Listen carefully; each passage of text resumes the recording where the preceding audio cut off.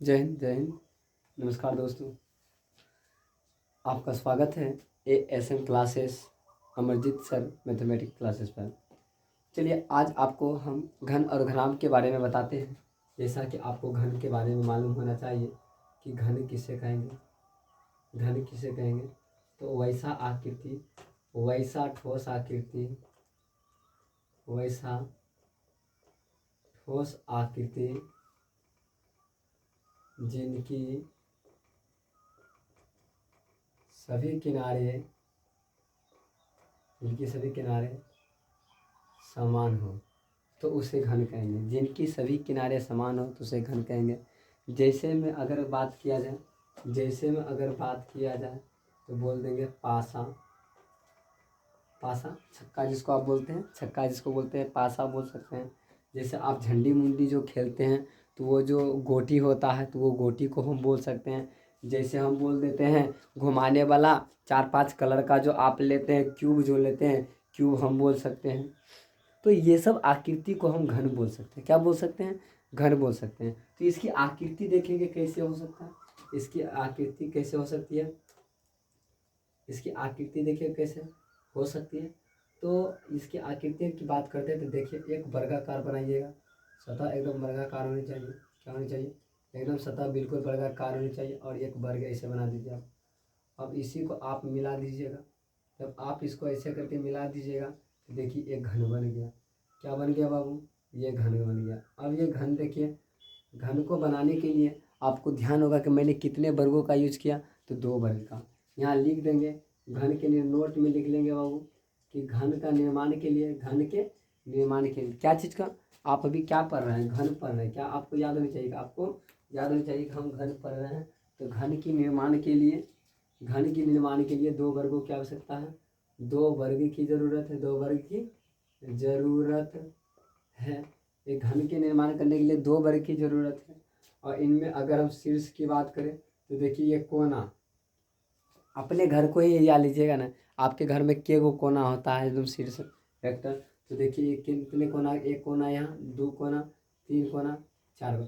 Corner किसको बोलेंगे? जहाँ पे 2 रेखाओं का मिलन हो, 2 बिंदुओं का मिलन हो या 3 बिंदुओं का मिलन हो, उसके सब शीर्ष कहते हैं। तो देखिए तो एक एक यहाँ 4 हो गया। जब 4 ऊपर होगा तो 4 नीचे होगा तो टोटल 8 शीर्ष है। शीर्ष की बात करेंगे तो 8 शीर्ष है। अगर सतह की बात करेंगे, सतह की बात करेंगे तो आप अपने दीवार को, घर की दीवार को गिन लीजिए तो कितना होगा। 4 गो दीवार है, एगो छत्ता है, एगो धरती है, तो कितना हो गया? 6 हो गया। कितना हो गया? 6 सतह हो गया भैया, 6 सतह हो गया। अगर हम अब विकर्ण की बात करें, मतलब सबसे लंबी बड़ी से बड़ी छड़ इसमें रूम में रखना है तो क्या, तो विकर्ण की वहाँ चर्चा होगी। सबसे लंबी छड़ की बात होगा तो आप विकर्ण निकालिएगा तो इसमें विकर्ण क्या होगा? विकर्ण 4 होगा। विकर्ण की संख्या कितना होगा?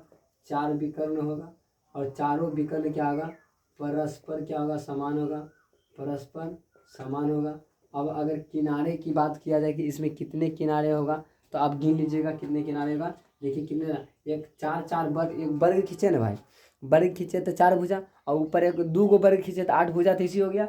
आई जो ऐसे आकर के आप मिलाए हैं कोना कोनी, एगो ऐसे एगो ऐसे एगो ऐसे मिलाए हैं, 4 को मिलाए ना, एगो इसको मिलाए ना इधर से, 1 2 3, ये चारों को जो आप मिलाए हैं ये कितना हो जाएगा? 4 4 8 पहले है और 4 मिलाए कितना हो जाएगा? 12 किनारा हो जाएगा। किनारा की संख्या कितना हो जाएगा? 12 किनारा हो जाएगा। ये किनारा भी परस्पर कुछ होता है, परस्पर बड़ा समान होता है। किनारा भी क्या होता है? परस्पर समान होता है। किनारा भी आपका परस्पर समान होता है। तो इतनी कंडीशन एक घन में होती है। कितनी कंडीशन होती है? एक घन में होती है, इतनी कंडीशन होती है घन में। अब आइए देखिए, अगर घन की, अगर हम आयतन की बात करें, घन की आयतन की बात करें, घन का आयतन, घन का आयतन की अगर बात करें, वॉल्यूम की अगर आप बात करें, तो कुछ नहीं करना है आपको। आधार का क्षेत्रफल में इसकी ऊंचाई को गुना कर देता है। जैसे मैंने मान लिया कि भुजा बराबर ए इकाई है, भुजा बराबर ए इकाई है, भुजा बराबर ए इकाई है, तो आधार का क्षेत्रफल, आधार इसका वर्गाकार है तो वर्ग का क्षेत्रफल होता है भुजा स्क्वायर। तो भुजा स्क्वायर आप प्लस एगो ई ऊंचाइया, एगो एक ऊंचाई है ना ये, तो इसको मतलब भुजा स्क्वायर 2 मरते लिखिएगा, 1 मरते एगो ऊंचाइया लिखेगा, तो एक ही हो जाएगा। इसी को लिखते हैं भुजा क्यू। क्या लिखते हैं? भुजा क्यू। तो घन का आयतन क्या हो जाएगा? भुजा क्यू। अगर घन के संपूर्ण पृष्ठ का क्षेत्रफल बात करते हैं, घन का पृष्ठीय क्षेत्रफल, पृष्ठीय क्षेत्रफल, पृष्ठीय क्षेत्रफल की अगर बात करते हैं, पृष्ठीय क्षेत्रफल की एरिया की अगर बात करेंगे, पृष्ठीय क्षेत्रफल मतलब सभी सतह का क्षेत्रफल। तो आप बताइए जो उनका जो सतह बना हुआ वर्ग से बना हुआ, क्या चीज़ से बना हुआ भैया, वर्ग से बना हुआ। तो एक वर्ग का क्षेत्रफल का चीज भुजा स्क्वायर। अब इसमें 6 सतह है तो 6 से गुना कर देंगे, सतह के हुए 6 से तो 6 गुना कर देंगे, तो 6a स्क्वायर अर्थात 6 गुना भुजा स्क्वायर, 6 गुना भुजा स्क्वायर हो जाएगा आपका, क्या हो जाएगा 6 गुना भुजा स्क्वायर। अगर विकर्ण की बात करें, विकर्ण की बात करें, घन का विकर्ण, घन का विकर्ण की बात करें तो विकर्ण ध्यान दीजिएगा मतलब कोना कोनी होता है, ध्यान ध्यान दीजिएगा भैया, कोना कोनी होता है ये विकर्ण, ये विकर्ण आपका कहलाता है ई कोना से ऊ कोना। तो सबसे पहले देखिए विकर्ण निकालने के लिए आप पहले इस फर्श का विकर्ण निकालिएगा, इस सतह का विकर्ण निकालिए, ये सतह का, सतह आपका वर्गाकार है तो वर्गाकार का विकर्ण कितना होता है √2 गुना ए होता है। वर्गाकार मतलब वर्ग का विकर्ण कितना होता है √2 गुना ए। अब देखिए यहाँ पर ये वाला और ये वाला, ये देखिए 90 डिग्री कोण यहाँ पे बनाएगा, जब 90 डिग्री कोण बनाएगा तो पाइथागोरस प्रमेय चलेगा, तो ये भी ए इकाई और ऊंचाई और ये आधार हो जाएगा, ये कर्ण हो जाएगा आपका। तो कर्ण निकालिएगा यहाँ से, हो जाएगा √100 ये आधार के √2a का होल स्क्वायर और प्लस ए स्क्वायर, तो यहाँ से हो जाएगा टोटल √3a स्क्वायर अर्थात यहाँ से हो जाएगा √3 कितना हो जाएगा √3a। ऐसे भी लोग लिखता है √3 गुना भुजा, क्या लिखते हैं √3 गुना भुजा, इसी को लिखते हैं हम √3 गुना भुजा। ये घन का आयतन हुआ, घन का पृष्ठीय क्षेत्रफल हुआ और घन का विकर्ण हुआ। अब आप बात कीजिएगा, अब बात कीजिएगा घन के चारों दीवारों का क्षेत्रफल, चारों दीवारों का क्षेत्रफल। अगर चारों दीवारों के क्षेत्रफल की बात करते हैं, चारों दीवारों की क्षेत्रफल की बात करते हैं, 4 दीवार मतलब एक दीवार का क्षेत्रफल भुजा स्क्वायर, तो 4 गुना, तो 4a स्क्वायर, ऐसे भी लिखते हैं 4 गुने भुजा स्क्वायर, इसी को क्या लिखते हैं 4 गुने, इसी को लिखते हैं 4 गुने भुजा स्क्वायर। तो एक घन की आकृति के लिए इतने बड़े इतना सतह होती है, इतनी कंडीशन है और इस कंडीशन को आप फॉलो कीजिएगा, आप समझिएगा। तो आप अगर ये चारों सूत्र याद रखते हैं तो आपसे सवाल बनेगा, अन्यथा सवाल बनने के लिए नहीं जा रहा है। आपको याद रखना ही पड़ेगा, ये फिक्सली है, आप याद रखिए, तय रखिए, याद रखना आपको महा जरूरी है, एकदम महा जरूरी है, आपको याद रखना, ठीक है। चलिए इसको छाप लेंगे दोस्तों, इसको छाप लेंगे, इसको छाप लेंगे। एक घन की बात हुई, एक घन की चर्चा हुई है, अब चर्चा होगी घनाभ की। किसकी चर्चा होगी, घनाभ की चर्चा होगी। पहले तो आप इसको छाप लीजिए, छापने के उपरांत उसके बाद घनाभ की चर्चा होगी। किसकी चर्चा होगी, घनाभ की चर्चा होगी। चलिए घनाभ की चर्चा की बात कर लेते हैं, घनाभ की। और एक बात है, एक नोट में इधर लिख लीजिएगा आप थोड़ा सा कि ये कौन सी आकृति है। तो ध्यान दीजिएगा कि आपको किसी वीडियो में बताया गया होगा कि जिसका क्षेत्रफल और आयतन दोनों निकाला जाता है वो त्रिविमीय कहलाता है। वो क्या कहलाता है, त्रिविमीय। अधिकतर वैसा ही ये ट्रिक पर याद रखिएगा, जिसका क्षेत्रफल और आयतन दोनों निकाला जाए वो त्रिविमीय, ठीक है। और जिसका सिर्फ केवल क्षेत्रफल निकाला जाए उसका द्विविमीय, और जिसका क्षेत्रफलों ना निकाला जाए वो एक विमीय, ठीक है। चलिए अब घनाभ की बात करते हैं। अगर हम घनाभ की चर्चा करें, घनाभ की चर्चा करें तो घनाभ की आकृति पहले देखिए, किसे घनाभ कहते हैं, किसे। आप घर में माचिस का डिब्बा देखे होंगे, माचिस का डिब्बा देखिए, चाहे अगर हम इसको हम देख लें, ये मोबाइल का अगर खोली की बात कर दें, अगर ये मोबाइल की हम खोली की बात कर दें, मोबाइल की अगर खोली की बात कर दें तो ये देखिए, ये इसका जो सतह, ये जो फेस देख रहे हैं, ये क्या देखिए तो आयताकार है कि नहीं, ये देखिए आयताकार है कि नहीं, ये देखिए आयताकार है कि नहीं, ये आयताकार होता है। क्या होता है, ये आयताकार है। यहाँ लिख देंगे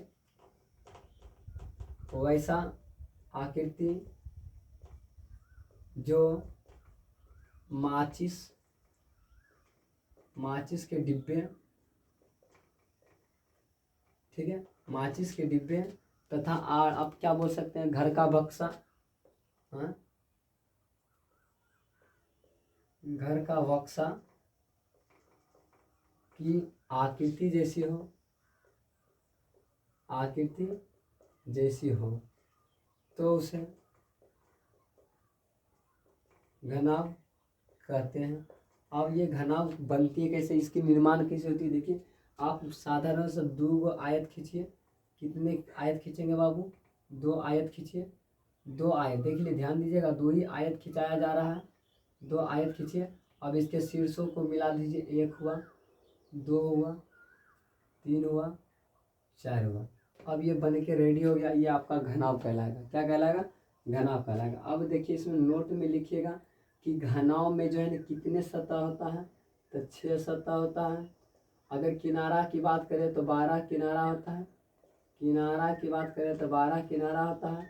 अगर शीर्ष की बात करें तो 8 शीर्ष होता है। सेम ही होता है, जैसा घन वैसा घना, ठीक है, सेम होता है। मगर अगर इसमें अगर किनारा की बात करें तो किनारा जो है ना परस्पर समान नहीं होता है, परस्पर बराबर नहीं होता है। उसमें बरोबर होता था, इसमें बरोबर नहीं होता है। 8 शीर्ष होता है, 6 सतह होता है। उसके बाद अगर विकर्ण की बात करें, विकर्ण 4 विकर्ण होता है। कितने विकर्ण होता है? इसमें भी 4 विकर्ण होता है, मगर विकर्ण परस्पर बराबर होता है, परस्पर बराबर होता है। अब अगर सतह तो 6 सतह आप गिन लिए, किनारा गिने लिए, शीर्ष गिने लिए। तो आइए उसके बाद आपको यहाँ से बताया जाता है कि इसका अगर आयतन की बात करें, ये भी त्रिविमीय आकृति है। घनाभ भी क्या है? त्रिविमीय आकृति। घनाभ क्या है? त्रिविमीय आकृति, त्रिविमीय आकृति है। घनाभ भी त्रिविमीय आकृति है। अगर इसकी आयतन की बात करें, घनाभ का आयतन की अगर बात करें, घनाभ का आयतन आखिर बात करें तो इसको यहाँ से यहाँ लेंथ बोलेंगे लंबाई, इसको यहाँ से यहाँ चौड़ाई बोलेंगे, इसको यहाँ से यहाँ ऊंचाई बोलेंगे। लंबाई, चौड़ाई, ऊंचाई। तो अगर घनाभ का आयतन की बात करता है तो लंबाई गुने चौड़ाई गुने ऊंचाई, लंबाई चौड़ाई गुने ऊंचाई। ध्यान दीजिएगा, एल को हम लंबाई बोलते हैं, एल को लंबाई बोलते हैं, बी को हम चौड़ाई बोलते हैं। क्या बोलते हैं? बी को चौड़ाई, बी को चौड़ाई बोलते। ध्यान पूर्वक से सुनिएगा बाबू, जब तक अगर आप इसको याद नहीं रखते हैं तब तक आपका ऑब्जेक्टिव एंड सब्जेक्टिव कुछ बनने वाला नहीं है। घनाभ से संबंधित जितने भी सूत्र आएंगे, सवाल आएंगे, वो आपसे बनने वाला नहीं है जब तक अगर आप याद नहीं रखते हैं। तो आपको याद रखना महा जरूरी हो जाता है, याद रखना महा जरूरी हो जाता है आपको, ठीक है। चलिए पहले दोस्तों आप उकताइए नहीं, उकताइए। देखिए सब्र करने से ही कुछ मिलेगा। तो आप कहावत सुनेंगे, सब्र का फल मीठा होता है। सब्र का फल कैसा होता है? सब्र का फल मीठा होता है। तो आप सब्र कीजिए, सब्र करने के लिए सीखिए, तो आपका फल मीठा होगा, अन्यथा तो खट्टे रह जाएगा, ठीक है। तो खट्टा करना नहीं है, मीठा करना है, तो सब्र कीजिए, मीठा ही मिलेगा। सब्र का फल मीठा होता है। चलिए उसके बाद अगर हम बात करें घनाभ का पृष्ठीय क्षेत्रफल, घनाभ का पृष्ठीय क्षेत्रफल मतलब संपूर्ण पृष्ठ क्षेत्रफल। संपूर्ण पृष्ठ क्षेत्रफल मतलब 6 सतह का क्षेत्रफल की बात करें तो पहला लिखिएगा एल बी, एल बी लिखिएगा, एल एच लिखिएगा ना। जब एल एच इधर होगा तो एल एच उधर होगा, मतलब 2 गुना और प्लस बी, बी एल लिखिएगा। तो बी एल जब लिखिएगा तो बी एल इधर होगा तो बी एल एगो ऊपर में होगा, छतवा वाला बी एल, ठीक है। तो 2 यहाँ पर 2 गुना कर दीजिए, प्लस अगर हमें उसके बाद देखिए L B, B H, H L. अगर बी एच की बात करें, एच है ना यहाँ, तो एच, तो बी एच अगर इधर है तो इधर भी बी एच होगा। देखिए ध्यान देखिएगा, अगर हम एल बी की बात करें, ये एल हुआ ये बी हुआ, तो एल और बी, एल बी इधर भी हो, देखिए इस साइड भी होगा एल बी। अगर हम बी और एच की बात करें तो बी एच इधर है तो बी एच इधर होगा। अगर एल और एच की बात करें तो वो इधर, वो इधर। इसीलिए हम 2 गुना कर रहे हैं। कितने गुना कर रहे हैं? 2। इसी को लोग लिखता है 2 into L B plus B H plus H है। ये हो गया घनाभ का पृष्ठीय क्षेत्रफल। ये क्या हो गया भैया? घनाभ का पृष्ठीय क्षेत्रफल। अगर घनाभ का विकर्ण की बात किया जाए, घनाभ का विकर्ण की बात किया जाए, घनाभ का विकर्ण, अगर विकर्ण की बात किया जाए तो √100, जिस तरह से आपको भी देखे ना लाइनिंग दे करके, इस पहले ये आधार का पहले आपको निकालना पड़ेगा विकर्ण। इसका विकर्ण निकालिए तो √100 एल स्क्वायर जो बी स्क्वायर लिखिएगा। उसके बाद ये एच के अनुसार से ये कोना से ये कोना, इसको निकालिएगा, ठीक है। तो उसी तरह से आप निकालिएगा ना तो L square plus B square जो एच स्क्वायर, ये आपका विकर्ण आएगा। क्या आएगा? ये आपका घनाभ का विकर्ण आएगा। इतना बेसिस इसका सूत्र होता है। अगर इसकी चारों दीवारों के क्षेत्रफल की बात किया जाए, चारों दीवारों का क्षेत्रफल, चारों दीवारों का क्षेत्रफल की अगर बात किया जाए, चारों दीवारों का अगर क्षेत्रफल की बात किया जाए, लिखेगा 2h into L plus B लिखेगा, 2h into L plus B लिखेगा, 2h into L plus B लिखेगा, ठीक है। 2h 2h/l+b लिखिएगा, ठीक है। चलिए ये आपका चारों दीवारों का क्षेत्रफल हो गया। अब इतना आप अच्छी तरह से अगर आप इतना याद रखते हैं तो घन और घनाभ पे जितने भी बेसिक सवाल आएंगे वो आप कर पाइएगा, आसानी पूर्वक से आप कर पाइएगा। अन्यथा आप हाथ मलते रह जाइएगा, हाथ में लड्डू मिलने वाला नहीं है। अगर हाथ में लड्डू लेना है तो हाथ पसारना ही पड़ेगा, अगर हाथ नहीं पसारिएगा तो लड्डू मिलने वाला कभी नहीं है। तो कुछ पाने के लिए कुछ खोना पड़ता है, तो प्रसाद लेने के लिए हाथ पसारना पड़ता है। इतना आप याद रखिएगा। ज़िंदगी में सक्सेस होना है तो आपको कड़ी मेहनत करना पड़ेगा। ज़िंदगी में अगर सक्सेस आपको होना है तो आपको कड़ी मेहनत करना पड़ेगा, वरना सभी को तो लेबर में काम करते रहता ही है, ठीक है। तो आप अगर प्रसाद लेना है, आपको प्रसाद लेना है कि नहीं, अगर लेना है तो हाथ पसारिए, अगर नहीं लेना है तो हाथ को एकदम जेबी में रखिए। लगता है कि जैसे कि ठंडी है, इतना जोर कड़ी ठंडी है कि आप मतलब ठंडी से परेशान है, तो ठंडी से परेशान नहीं होइए। आप हमेशा हाथ पसारिए और प्रसाद खाइए, और प्रसाद खाइए और मौज कीजिए, ठीक है। उसके बाद आइए इसके ऊपर कुछ बेसिक सवाल कर लेते हैं। जैसे आपको मान लिया, उसके बाद एक नोट पॉइंट लिख दीजिए, सबसे वेरी वेरी इंपॉर्टेंट नोट बात में लिख लीजिएगा कि हम सभी घन को घनाभ कह सकते हैं। क्या कहते हैं? घन को घनाभ कह सकते हैं, कह सकते हैं, मगर घनाभ को घन नहीं कह सकते हैं, नहीं कह सकते हैं। घन को घनाभ कह सकते हैं मगर घनाभ को घन नहीं कह सकते हैं, ये याद रखिएगा, सबसे सटीक बात है बाबू। चलिए ठीक है। अब उसके बाद इसके ऊपर कुछ बेसिक सवाल आते हैं, आपको कुछ बेसिक सवाल करके दिखाया जाता है। आप बेसिक सवाल को देखिए। जैसे सपोज डेट देखिए, एक क्वेश्चन आपसे लिख देगा, क्वेश्चन लिखेगा कि किसी घन का किनारा 5 मीटर है, तो इनके चारों दीवारों पर पेंट कराने का दर, चारों दीवारों पर पेंट कराने का दर 20 रुपया प्रति मीटर स्क्वायर है, तो कुल खर्च ज्ञात कीजिए। कुल खर्च ज्ञात कीजिए, कुल खर्च ज्ञात कीजिए। डायरेक्टली आपको एक हार्ड सवाल लगता है, आपको लग रहा है कि सर डायरेक्टली आप हार्डे दे दिए, तो हार्ड है ना रे बुआ, कुछ नहीं हार्ड है। चारों दीवारों पर पेंट कराइएगा, इसे से पोतिएगा, तो पोतना मतलब क्षेत्रफल निकालना, चारों दीवारों का क्षेत्रफल निकालिए। घन का किनारा मतलब भुजा दिया हुआ है 5 मीटर, इसीलिए चारों दीवारों का क्षेत्रफल कितना भी लिखे, 4 गुने भुजा स्क्वायर लिखे हैं कि नहीं। तो 4 गुने भुजा का मान 5 गुना 5 25 गुना 100 मीटर स्क्वायर हो गया। 100 मीटर स्क्वायर कह रहा है कि हम, मिस्त्री कह रहा है, रंगने वाला कह रहा है कि जब मैं रंगूंगा तो 1 मीटर स्क्वायर का दाम 20 रुपया लूंगा, तो 100 मीटर स्क्वायर है, तो इसीलिए कुल खर्च निकालिए। कुल खर्च बराबर है भैया 100 में 20 टकिया गुना है भैया 2000 रुपया लगेगा। कितना लगेगा? 2000 रुपया आपका लगेगा। अगर वायु भरने की बात करेगा, वाटर भरने की बात करेगा, तो आप साधारण सा निकाल लीजिएगा। वायु अगर भरने की बात करें, पानी भरने की बात करें, तो आप आयतन निकालिए। क्या निकालिए? आयतन निकालिए। वरना अगर आप पेंट कराने की बात करें, ठीक है, पेंट कराने की बात करें तो आप क्षेत्रफल निकालिए। पेंट की बात करेगा तो आप क्षेत्रफल निकालिएगा। ठीक है दोस्तों, अगला देखिए सवाल रहेगा। जैसे मान लीजिए यहाँ पर जब कुछ नहीं लिखा रहेगा, सिर्फ लिखा रहेगा किसी घन का विकर्ण 3√2 है, 3√2 मीटर है, तो इसका आयतन कितना होगा। तो आयतन ज्ञात करें, तो आयतन ज्ञात करने की बात करेगा, लिखिएगा घन का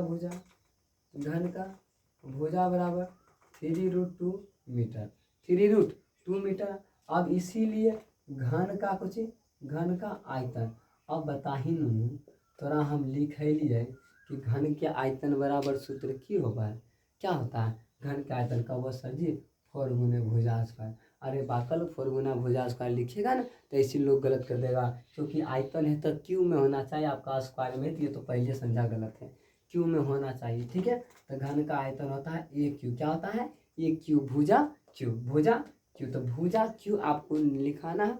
तो भुजा क्यू, तो भुजा का मान कितना है 3√2 गुना 3√2 गुना 3√2।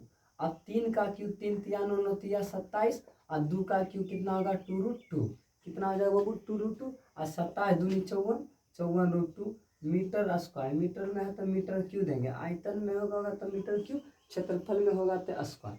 ये आप समझ रहे हैं, किसी भी प्रकार की कोई तकलीफ है आपको? नहीं तकलीफ है। चलिए अगला अगर सवाल की बात करेगा, मतलब इसी तरह से दे रहेगा, और कितना आसान है ये आप देख रहे हैं, आप ये देख रहे हैं, भली भांति जान रहे हैं दोस्तों। तो आपको घन और घनाभ से रिलेटेड जितने भी सूत्र रहेंगे उनको याद करना पड़ेगा। जब आप उनको याद कर लीजिएगा तो आपका पूरी की पूरी सवाल आपका आसान हो जाएगा। अगर सवाल को आसान बनाना है तो आपको सूत्र याद करना ही पड़ेगा। सवाल को आसान बनाना है तो सूत्र याद करना ही पड़ेगा। किसी रास्ते पे चलना है तो आपको कांटा साफ करना पड़ेगा। हाँ, नहीं तो बाबू अगर सवाल आसान नहीं बनाना चाहते, अगर सवाल आसान बनाना चाहते हैं और सूत्र याद नहीं कीजिएगा तो समझिए तो हार्ड तो होबे करेगा। और जिस रास्ता पे चलिएगा उस रास्ता पे अगर कांटा बिछाया रहेगा, कांटा को अगर सोचिएगा कि हम साफ नहीं करेंगे, छोड़ दीजिए दूसरा कोई साफ कर देगा, तो अगला मरते जब घूम के आइएगा ना तो आप ही को गड़ेगा, दूसरा को नहीं गड़ेगा। इतना ध्यान। अगर आपको सवाल आसान बनाना है तो सूत्र याद करना पड़ेगा, अगर रास्ता पे चलना है तो कांटे को रास्ते पर से हटाना ही पड़ेगा, इतना याद रखिएगा। ठीक है दोस्तों, ये इतना याद रखिएगा। अगर आपको प्रसाद खाना है तो हाथ पसारना ही पड़ेगा, इतना याद रखिएगा। तो आगे आपको जिस सभी सवाल को हल करना है तो सूत्र याद रखना ही पड़ेगा, मेरी बात याद रखिएगा। तो कितने मैंने भी बहुत सारी इतना स्ट्रगल किए तो तब जा कर के आप पहुँचे, ठीक है ना। तो इसी तरह के आपको वीडियो आप आता ही रहेगा और इस तरह के शॉर्ट्स आते रहेंगे। तो आपका एक हम हमारे द्वारा आपसे एक अनुरोध है, रिक्वेस्ट है कि आप लाइक शेयर और कमेंट जरूर करें, अवश्य करें। अगर आपको हमारी वीडियो अच्छी लगी, पसंद आई तो लाइक और शेयर जरूर करें, और अपने भाई और बहनों को भी शेयर कीजिए और बताइए कि ये हमारे परिवार में जो हमारे परिवार संस्था की ASM क्लासेस हैं, ASM क्लासेस जो है ये बहुत अच्छी है और इन पे बहुत अच्छी तरह से पढ़ाई होती है। तो आप लोग उन्हें समझाइए और आप इसमें जुड़ने के लिए बोलिए। चलिए दोस्तों, थैंक्स दोस्तों, अगले दिन फिर मिलते हैं।